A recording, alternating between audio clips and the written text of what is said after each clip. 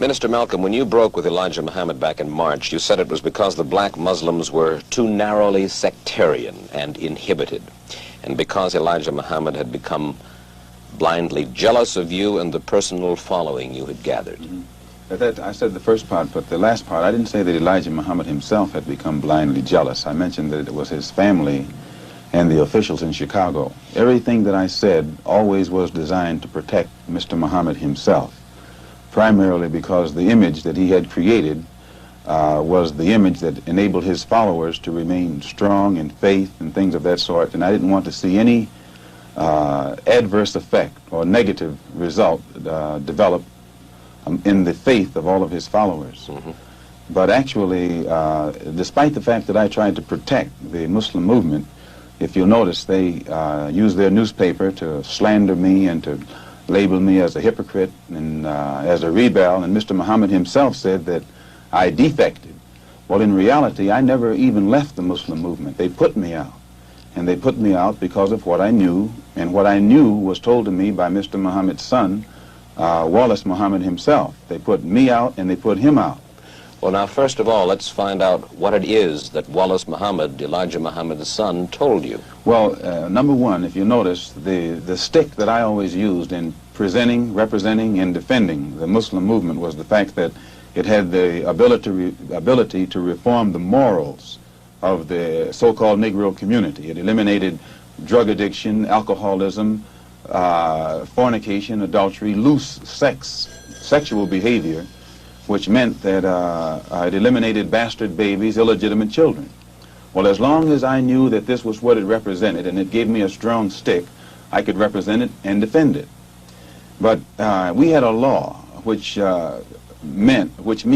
was that whenever any Muslim became involved in any kind of sexual relationship with someone to whom they weren't married, that person would be brought before the Muslim community, humiliated, and then isolated for from 1 to 5 years.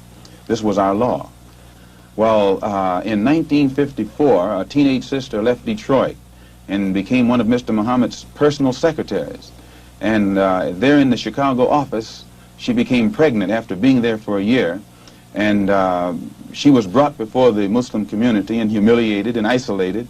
And a year later, another secretary, this time one from Lansing, Michigan, came to Chicago. She also became pregnant. She was brought before the community and humiliated and isolated. And because the other person was never brought forth during this court session, it was concluded by all of Mr. Muhammad's followers that it was a non-Muslim who was the other party.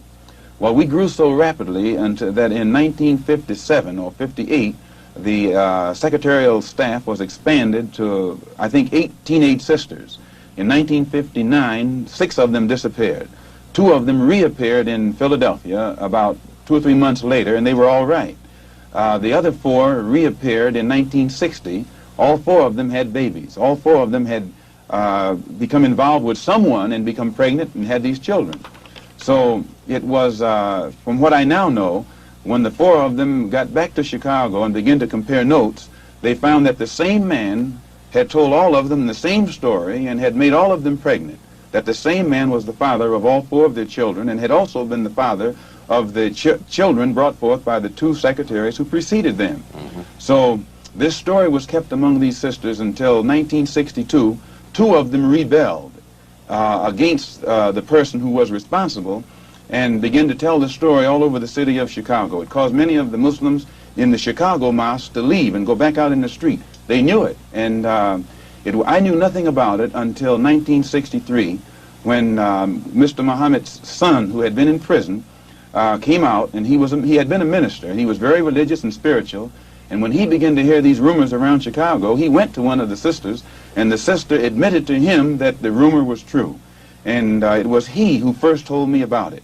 And when he told me about it, I wrote to Mr. Muhammad and told him about it, and he admitted that he had a knowledge of it, and that he'd given me a religious explanation that would fit into prophecy and all of that, so I was quiet. And it wasn't until October of 1963 that it came up again. And when it came up again, I realized that the same person who had made these other sisters pregnant was still busy doing the same thing. He hadn't stopped. Two of the sisters had 2 children by the same man, and one of those 2 sisters was pregnant still, getting ready to have a 3rd child by the same man. So when it was known among the Chicago officials that I had a knowledge of this, they become very fearful of me. They became very antagonistic toward me, and they had to do something to diminish the authority that I had, for fear that if this became public knowledge, the followers would leave the Muslim movement and follow me. And it was at that time that they used the statement that I made against President Kennedy as a pretext to cut my authority, and some other things happened that finally produced the split, or forced the split. And when I made the split, the only reason that I didn't make this public knowledge was I knew the implications, and I felt that if the Muslims who were in the Nation of Islam knew it, that which enabled them to be so strongly religious and exercise moral discipline would be shattered, and it would cause all of them to go right back and start doing the things that they had been doing previously. Who is the father of all of these various children whom you have enumerated?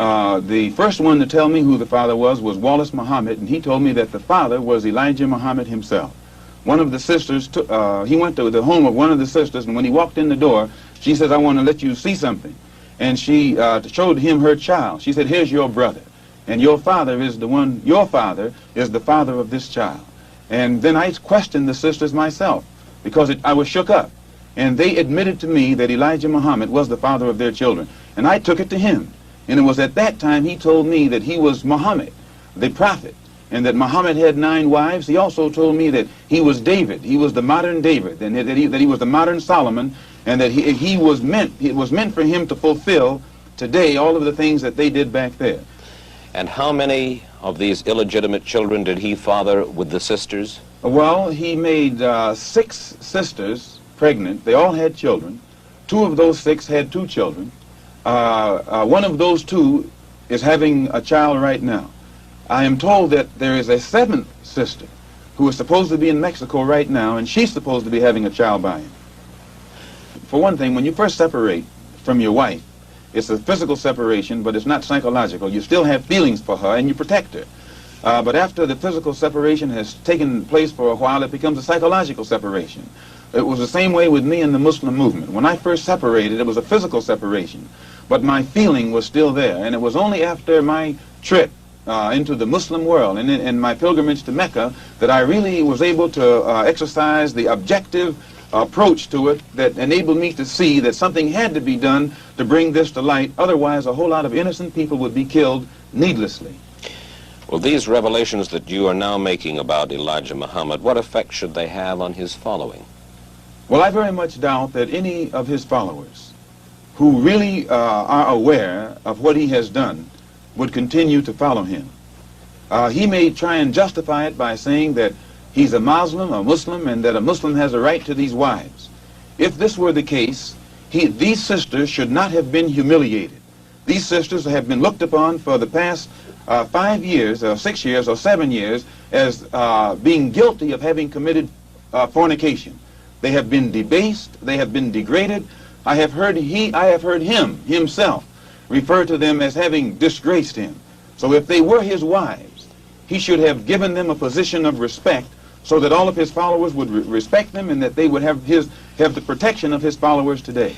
Well, do you feel that you then perhaps now should take over the leadership of the black Muslims? No, I have no desire to take over the leadership of the black Muslims, and I have never had that desire. But I do have this desire. I have a desire to see the Afro-American in this country get the human rights that are his due. I believe that the Islam religion is the best religion for our people because it creates unity, and it gives one dignity and racial confidence and all of these things that are necessary to make a complete human being. Are you not perhaps afraid of what might happen to you as a result of making these revelations? Oh yes, I probably am a dead man already. What do you mean? Well, when you understand the makeup of the Muslim movement and the psychology of the Muslim movement, as long as if I myself, by having confidence in the leader of the Muslim movement, if someone came to me and I had no knowledge whatsoever of what had taken place, and they told me what I'm saying, I would kill them myself. The only thing that would prevent me from killing someone who made a statement like this, they would have to be able to let me know that it's true. Now, if anyone had come to me other than Mr. Muhammad's son, I never would have believed it, even enough to look into it. But I had been around him so closely, I had seen indications of the reality of it, but my religious sincerity made me block it out of my mind. Have you received threats on your life? Oh, yes. I first received threats on my life in December. In December. No, not in December, in January. When it first became known that I had come back to New York and told the captain of the fruit in New York, who was my right-hand man formerly, and also the secretary of the New York Mosque and the minister in Boston. When it became known that I had told them, then an effort was made to shut me up. One brother encouraged to go out to my house and shut me up. And fortunately, it was a brother who was well capable of doing so, but it was a brother who was highly intelligent. He was academically equipped to think for himself. And what he was told to do didn't add up. And fortunately, he was the one who put out a feeler to me to find out what was wrong. And I opened his eyes. And then he opened the eyes of the same crew whose job it is to do this kind of work. You mean he was going to kill you? Oh, yes. One of them was, an attempt was made to get one of them to wire my car with an explosive. That one is with me right now. Well, fortunately, while I was among the Muslims, I never lived beyond my means, and I have learned how to live within means. And I still have the clothes that that was provided for me at that time. I'm in the house that was provided for me, although we're in a court battle, they're trying to get it back.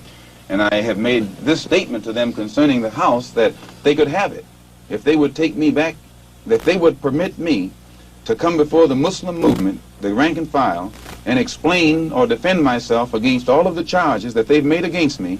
They could have the house.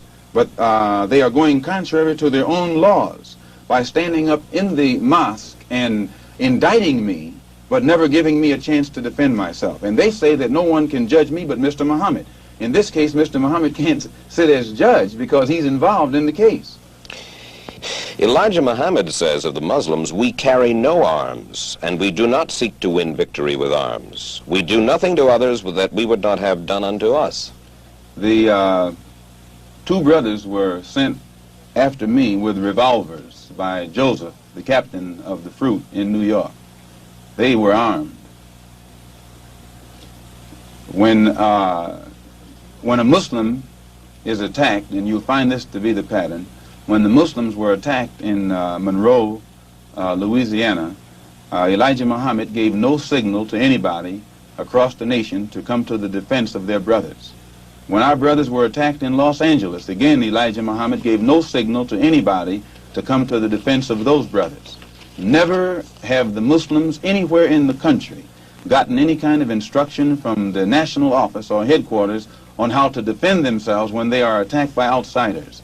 The only times the Muslims have ever been given any instructions to commit violence is when that violence is directed against a fellow Muslim. His followers are violent against Negroes. Against Negroes? Yes, his followers will go out and attack another Negro, like they will attack me, or they will brutalize a fellow Muslim who breaks the law. But you don't find those same followers going out and becoming involved in the Negro struggle in any way whatsoever.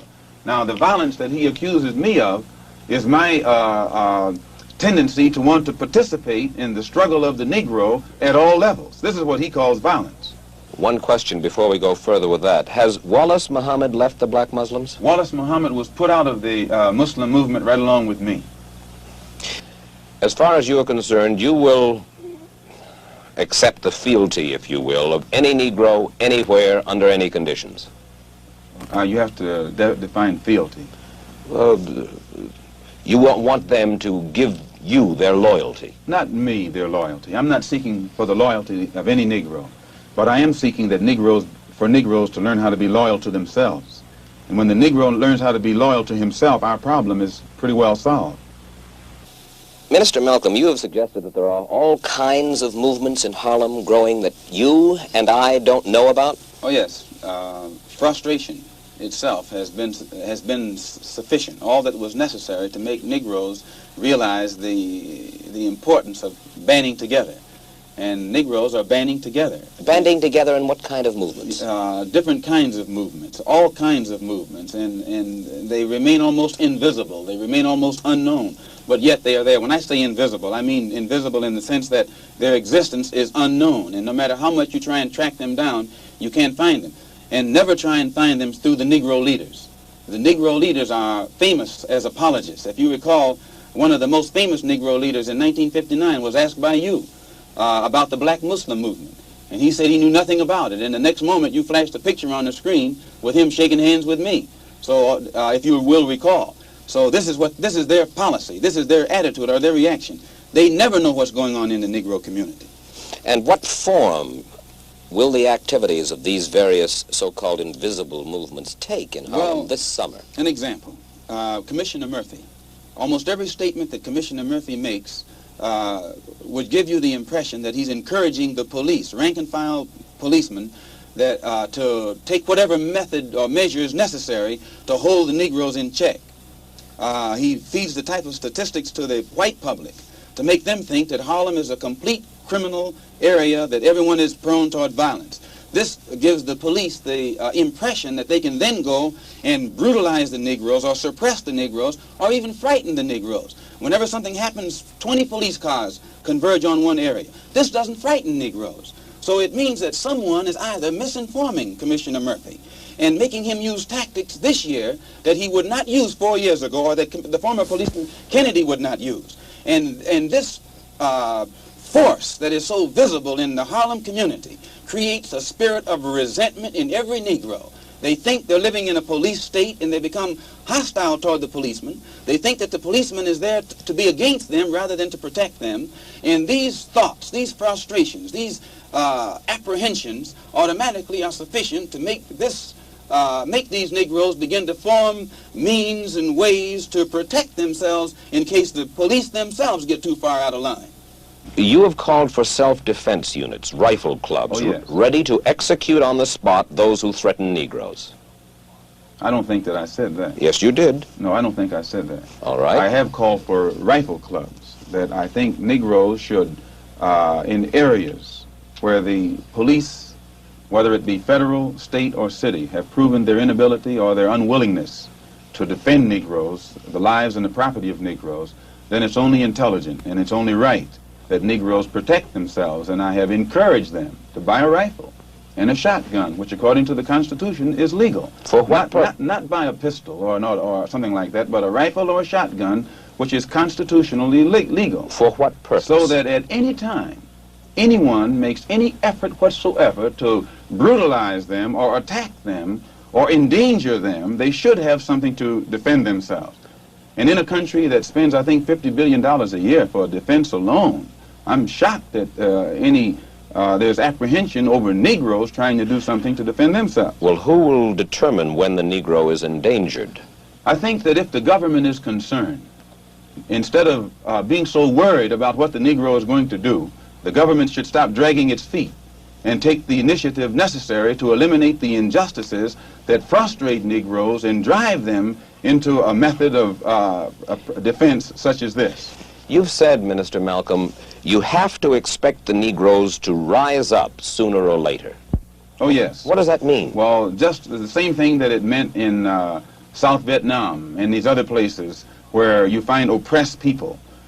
Sooner or later, they rise up against the oppressor. When the Jews were being brutalized in Poland, there came a time when they couldn't take it anymore, and they fought back. They didn't have too much to fight with, but they fought back. And I think every oppressed people, no matter how meek and humble they are, after you drive them so far, they're going to strike back. Well, does that mean that you expect to organize battalions or paramilitary units in various Negro ghettos around the country and establish this coming summer for violent action? No, but I think that most Afro-Americans, so-called Negroes, have reached the point of no return and are taking it upon themselves to be prepared if the necessity ever arrives where they will have to do something to defend themselves.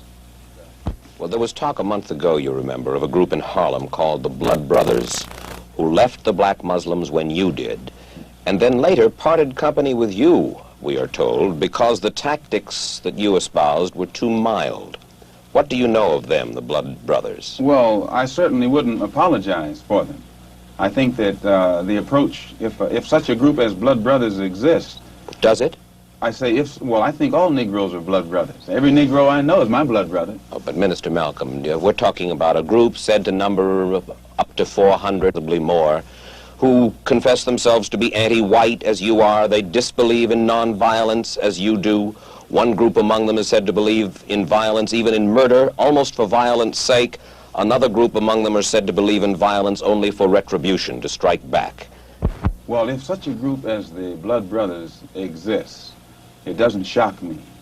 I would only be shocked at white people being shocked, because the conditions that prevail, Mike Wallace, are such that it's a miracle that such group hasn't formed a long time ago. But do they exist to your knowledge?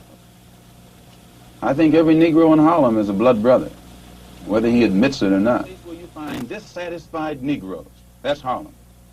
And whereas 20 years ago, when you'd have a little race riot, it was confined to a community. Today, Mike, if you have any kind of racial explosion, it will engulf the entire city, and it will have a chain reaction effect of spreading from city to city and on an international scale from country to country.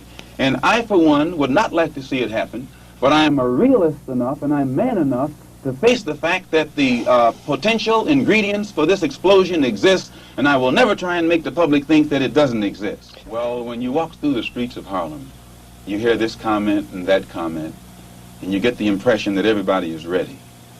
They have arms? I think Harlem has always been armed.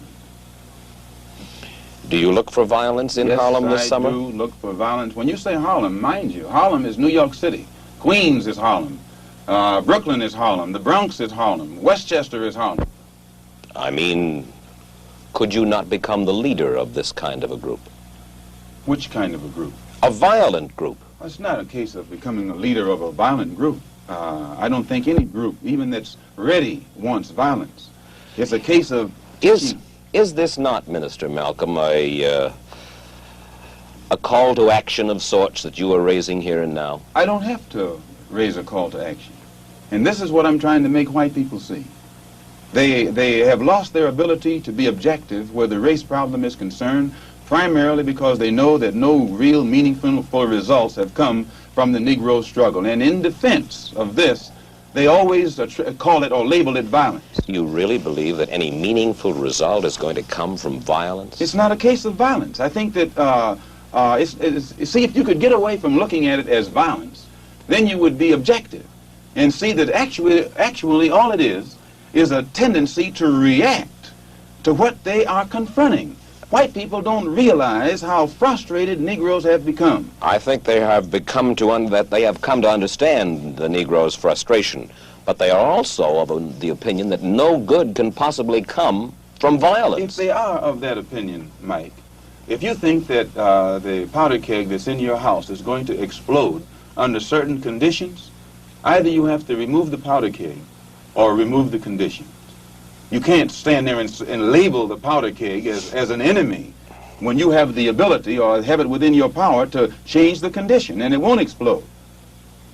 Do you know of any contingency plan for action? No. I know of none. But I don't think if you go and study the history of oppressed people, usually their initial action is not a plan. Usually it's a reaction, and it's on the part of a few, and then everybody gets right on in with it. And I think you'll find that if Negroes ever have to resort to any kind of physical action to defend themselves, many white people will be on the side of Negroes. Many white people are fed up with what the Negroes suffer. And this is what I had to become aware of on my pilgrimage to Mecca. I could see then that there are many white people in this country who will side with the Negro in whatever he has to do to protect himself. You have changed your attitude about the white man in the United States to some extent. Well, I've broadened my scope. Travel broadens your scope. It gives you a wider understanding. And I have, in my many lectures on college campuses, seen many whites, even as a black Muslim, whose reaction to much of what I had to say showed me that they were genuinely concerned. Some weren't genuinely concerned, but many of them were. And this element is increasing. But that's a considerable change of opinion in Malcolm X. No, today I'm speaking for myself. Formerly, I spoke for Elijah Muhammad. And everything I said was, Elijah Muhammad teaches us thus and so. I'm speaking now from what I think, from what I have seen, from what I have analyzed, and the conclusions that I have reached. Then the white man is no longer the devil, and he is no longer bound to be evil. The Holy Quran teaches us to judge a man by his conscious behavior, by his intention. And my reason for going to Mecca was to get a better understanding of the religion of Islam and what the Quran teaches. So I judge a man by his conscious behavior. I am not a racist. I don't subscribe to any of the tenets of racism. Then there are good whites and good blacks and bad whites and blacks. It's not a case of being good and bad, good or bad blacks and whites. It's a case of being good or bad human beings.